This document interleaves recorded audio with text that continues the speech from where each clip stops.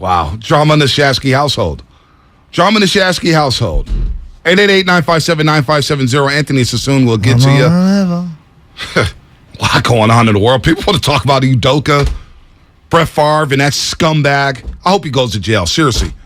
Send Brett Favre to jail. Let him sip the brown water that people in Jackson, Mississippi have to sip. That's a good point. Clown. What a clown. Absolutely. Do you have any feel for who the Denver Broncos are? I think they have a solid defense, no matter what Willard said. I think they have a solid defense. They've held teams to 26 points so far. People laugh at the Texans, and they put more stock into the Niners-Texans preseason game, week 3, than they did last year when they had to win that game in the home finale against the Texans last year at Levi's, where Trey Lance had to start, and they had to win that game. Texans play hard. Texans are tough. Now, the Broncos, they lost Patrick Surtain in that game to a shoulder injury. They played a rookie, Damari Mathis. He had 5 tackles, but he's a rookie. Yeah. I expect the Niners to attack him this week if he does get the start for Surtain. And they lost Jerry Jeudy on offense. Yeah. The Broncos are still trying to find their way on offense. But defensively, I think it's a stout unit. I feel like it's a stout unit. Well, you're looking at a reunion of sorts. They got K'Wan Williams. DJ Jones, I believe, is questionable right now. They've got a big injury Randy report. Gregory is the guy who hurt Jimmy Garoppolo in the playoff game for the Dallas Cowboys last year. He's now with remember how he got the to Denver Broncos. He was going to re-sign with the Cowboys and a little switcheroo at the end there, and he ends up in Denver. The Cowboys went from thinking they had Randy Gregory and Khalil Mack to none of them. Yes. And Jerry then Jones for you. And then I look at their offensive line right now, the Denver Broncos. They got 2 guys. One, their guard is doubtful, someone that no one of us has ever heard of. And then their right tackle is questionable. Obviously, you referenced Jerry Jeudy. They got Hamler, the other wide receiver, who's kind of like their 3. He's questionable as well. They're banged up. Like, the Niners are banged up, and we kind of laugh about it. Denver's banged up. But then I go back to the quarterback, and I say to myself, my God, every single time we play Russell Wilson, it's never a normal game. Yep. So I have no idea what to expect. Yeah, no idea. I do want to read this text, though, from Comcast Business Give it to Text me. line 925. How's the Brett Favre story not being blown up the way Trey Lance going to the strip club blew up? Brett Favre is trash and already has been trash. You're right. It should be blown up. It should be blown up. Yeah, but that won't get clicks for Colin Cowherd. No, well, it should. It should. So you mentioned the injury report. I got it up right here yesterday. And we'll check it later today, and we'll have the report tomorrow. So Randy Gregory did not practice yesterday.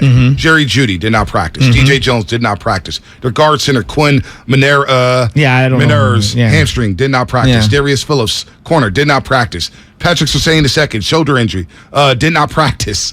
KJ Hamler, limited, their slot receiver out of Penn State, who's in his second year alongside Jerry Jeudy. K'Wan Williams, wrist. He was a full participant, so we expect K'Wan Williams to be able to play. But winning in Denver, not easy. The altitude is a factor, especially early in the season where teams don't play a lot of their guys in the preseason. Where would the stamina be for guys like Bosa and that defensive line? I do expect Bosa to have a big game. I expect them to have a big game every week. That's not saying much, but the Niners defense and the Broncos defense, they're stout units. It's going to come down to the quarterbacks. And Russell Wilson and Jimmy Garoppolo. Who makes more throws? And right now, Russell Wilson, gotta remember, this guy's 17-4 against the 49ers. 17-4. Speaking of Brett Favre, I thought he was the all-time Niner killer. I think Russell Wilson took the throne. Because not only did you play him twice a year, lost an NFC Championship game against him. Russell Wilson has always been a nemesis, so he can always hurt you. He scrambles, he gets out. And then one thing about the Niners, they struggle against quote-unquote mobile quarterbacks. Guys get outside the pocket. They give up big plays. That's how they lost to the Bears and Justin Fields when he gave up that big play to Dante Pettis. So I think this is going to be a close game. It's going to be a tight game. Are the Broncos good? I don't know.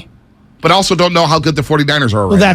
I'm right there with you. I don't know what to expect from Jimmy Garoppolo in the offense. I don't really know what are the known quantities on the Niners? Well, I know Debo's a playmaker, but is he going to get more touches in the run game or in the pass game? I don't know. Like, is Kittle going to play? The big matchup for me that I feel like is going to tell us a lot about this game, edge rushers for the Broncos against McGlinchey. I feel like they're going to try to pick on McGlinchey, and the Bradley Chubb versus McGlinchey matchup is one that I just keep coming back to because he gets killed by those speed rushers. Yep, he does. And And look, you look at this defensive line of the Denver Broncos. DJ Jones was a very good player. He was solid for the Niners. He's going to have, that edge going against these young interior linemen. Although Aaron Banks, Brad Graham's been doing a good job breaking down offensive line play. He's the one guy with the Niners beat. He's going to break down offensive line play all the time. Aaron Banks has been solid. He was solid in week 2. I thought he was a lot better in week 2 than he was in week 1. DJ's tough. Draymond Jones is tough on that defensive line. Mm-hmm.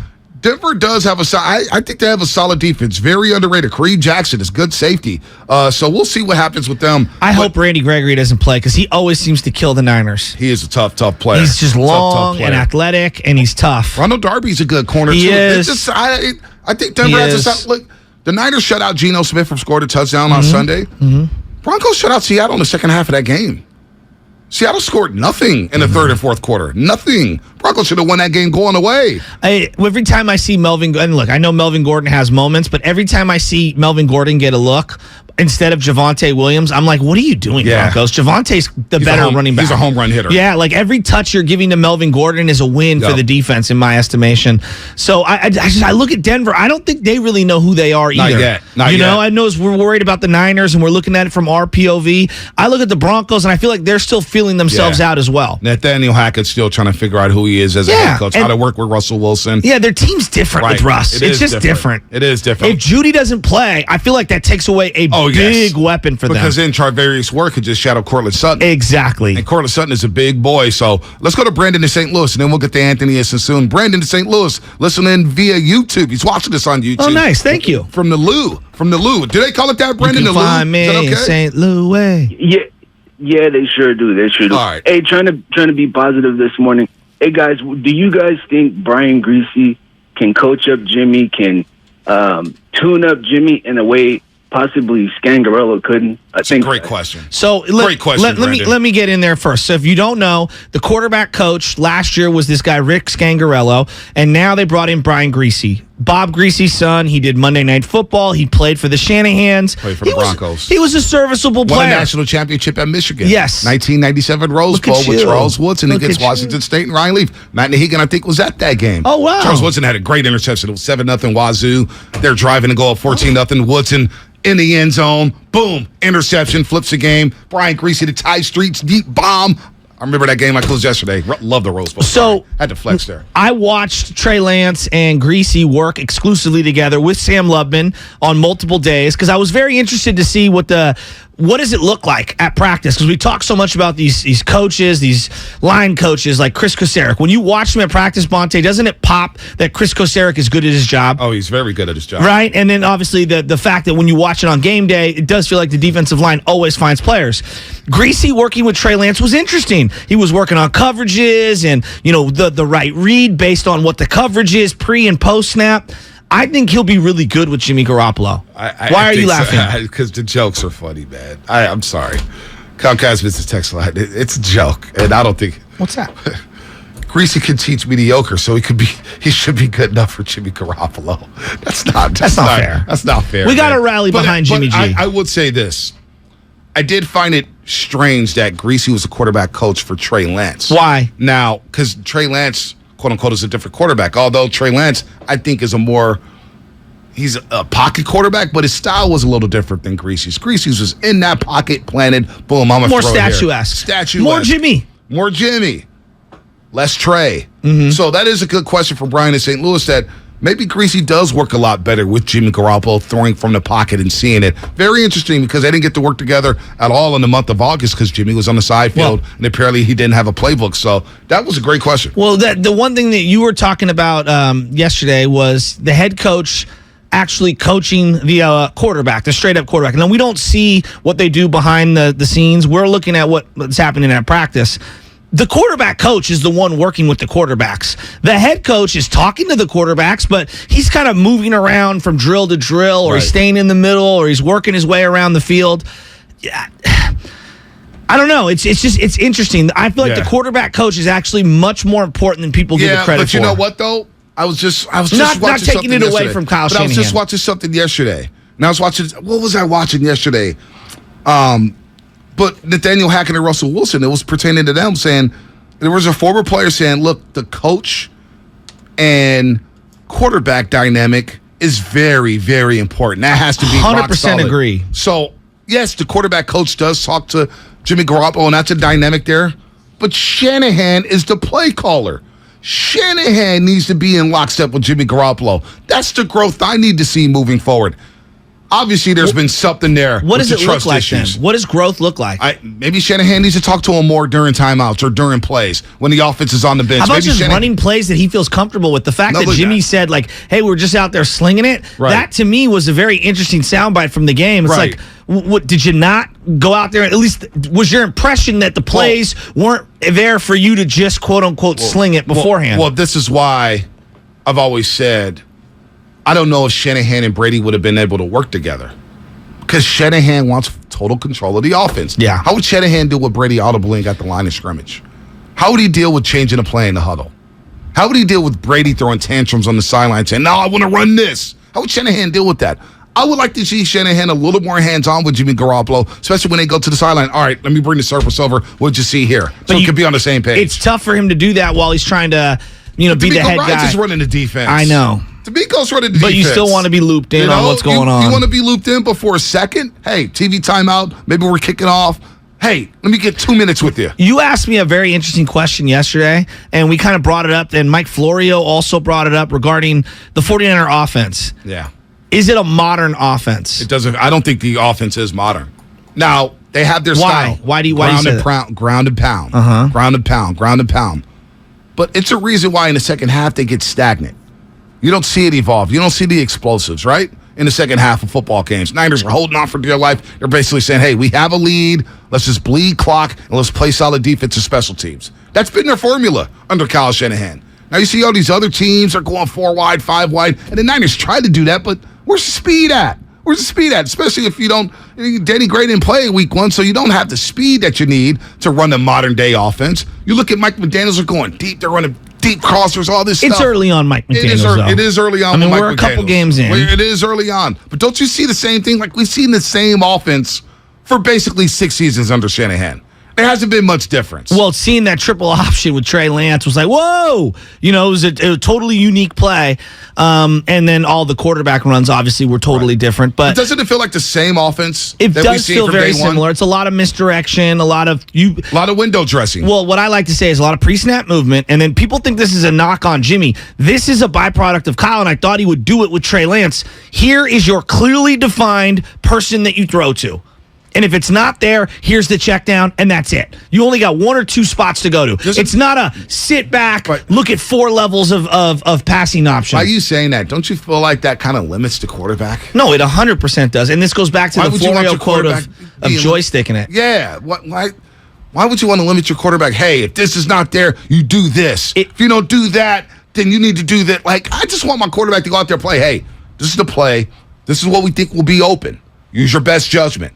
I don't want my quarterback overthinking things. So there's one element, again, I look at some of the great players in the league right now.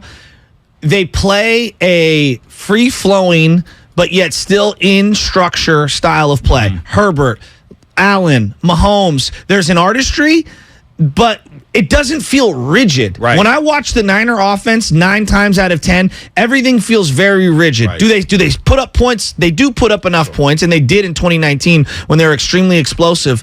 But it just feels like the artistry isn't there enough for me. I like the structure, but I'd like to see a little more like relaxation and being able to throw all over the field a little. We're going to get to Anthony Sassoon in just a second. 650 Comcast Business Text Line. I love you. Bonte, you're insane. You say Shanahan is an offensive genius, and then you say his offense not modern. Are you serious? Number one, maybe you're listening to the wrong show. I've been on here and said, how many times have we gotten into arguments when I say, he's not great, he's good? I would say if I were to define his offense. I've never called him an offensive genius. I say he's good, and he has the potential to be a really great head coach, but he's good right now. I would call him very clever in terms of spacing. Right. And clever isn't a knock word. I would say he does a really good job of we're going to run a couple of plays here to set up something else later to get a chunk play. But the problem that I have with that is that so much is relied on when that play does present itself because you set up 2 or 3, kind of dull plays to set up the big one. It feels like the big plays are few and far between. They are. And so when they miss on them, even if it's Jimmy or Trey Lance, it's like, it feels like a huge wasted opportunity. Whereas I watch other offenses, and it feels like they take more strikes down the field. No doubt. So when you miss one, we get the next one. Yeah, and it doesn't work like that. Whether that's real or not, or me just kind of feeling that way. You're talking about evolving, right? Andy Reid, think about how long he's been in the league. 20-something years. Late 90s. Wouldn't you say he's evolved? Yes. He started, when he got to Kansas City, he brought Chris Ault down there. He had Brad Childress as his spread game coordinator, and he started studying like Oregon. He started studying the spread offense. He's like, you know what? I'm going to implement this. His offenses look a lot different than they did in Philadelphia. And just think about Alex Smith versus Patrick Mahomes. Right. Mahomes holds onto the ball way longer than Alex did in that offense. And the people that time these things can look at it. Alex, boom, boom, boom, get rid of it quickly. Kind of like Jimmy Garoppolo. And then Mahomes wants to hold on to it because they want to throw the ball farther down the field. Right. No, he and Andy Reid is adjusted. You see Brian Daboll out there in Buffalo now, the new head coach of the New York Giants. He's adjusted. A lot of these guys adjust. It just feels like we're watching the same offense, and I want to see a little more. And so now everybody's saying, hey, Jimmy, throw the ball down the field. I hope Jimmy just slings it. He brought up, hey, it felt like 2017. 2017, he went undefeated by just slinging it. He just slung it. You know what I'm saying? He went undefeated. I still feel like their bread and butter is running the ball. You got to run the ball, no doubt, but I want more shots down the field. This is the interesting. Sometimes you got to pass to set up the run. Well, I'm glad you bring this up. Everybody knows the Niners are running the ball. And I forget what coach said this. I was like, we need to pass. Bill Walsh may have said this too. You need to pass to set up the run, meaning let's loosen them up by throwing the ball, backing them off, and not having 8 guys in the box. And then all of a sudden, boom, we hit them with the run game. The one thing that I think that everybody who kind of tries to put a name on the Shanahan offense, this is what they always say. We're going to run the ball and run the ball and run the ball. And that makes a lot of sense, right? Everyone, you're going to control it. You're going to limit the amount of possessions.